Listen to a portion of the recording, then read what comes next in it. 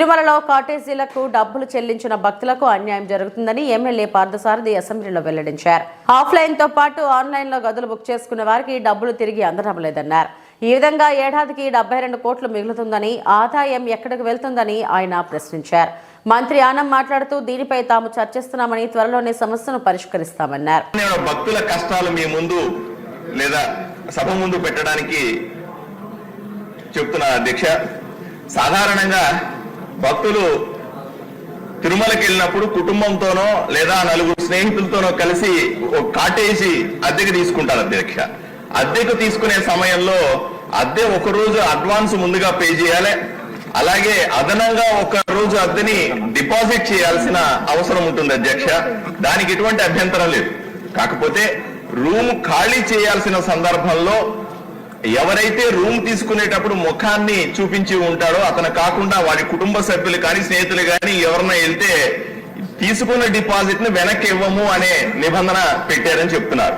దీనివల్ల డిపాజిట్లు వెనక్కి రావట్లేదు, సామాన్యులు ఇబ్బంది పడతా ఉన్నారన్న విషయాన్ని మంత్రి గారి దృష్టి తీసుకెళ్తా ఉన్నా. పోనీ డబ్బులు ఇచ్చినప్పుడు మాత్రమే ఇలా జరుగుతుందా అంటే కాదు అధ్యక్ష. ఆన్లైన్ లో బుక్ చేసుకొని ఆన్లైన్ లో డబ్బులు కట్టుంటే కూడా వాళ్ళు ఏం చెప్తారు, మీకు ఆన్లైన్ లో డబ్బులు వెనక్కి వస్తాయని చెబుతారు. ఏ ఒక్క సామాన్య భక్తుడికి కూడా ఆన్లైన్ లో తిరుమల తిరుపతి దేవస్థానం నుంచి డబ్బులు వెనక్కి వచ్చినట్టుగా దాఖలు లేవు అధ్యక్ష. ఆ డిపాజిట్ డబ్బులు కూడా తక్కువేం కాదు అధ్యక్ష. తిరుమల తిరుపతి దేవస్థానం కాటేజీలు సుమారుగా 7,000 ఉన్నాయని ఒక అంచనా. రోజుకు 2,000 మందికి డిపాజిట్ ఇవ్వలేదనుకోండి, 1,000 రూపాయలు చెప్పని తీసుకుంటే రోజుకు 20 లక్షల రూపాయలు టీటీడీకి మిగులుతుంది అధ్యక్ష.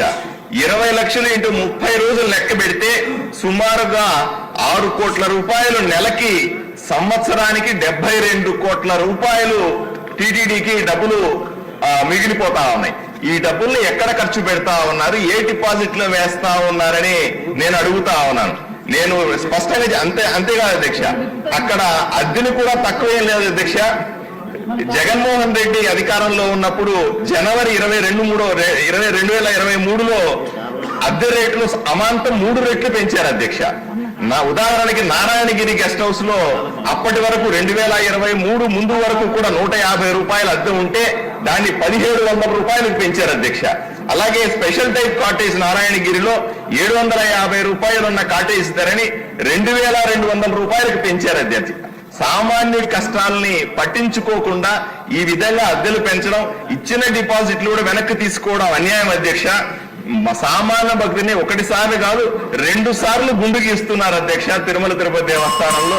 ఈ విషయాన్ని సీరియస్ గా పట్టించుకోవాలని, నియమ నిబంధనలు మార్చాలని, అలాగే నలుగురుంటే ఎవరు పోయి ఆ కీ ఇచ్చేసినా సరే డిపాజిట్ వెనక్కి ఇచ్చేలాగా చర్యలు తీసుకోవాలని మీ ద్వారా మంత్రి గారిని కోరుకుంటున్నాను అధ్యక్ష.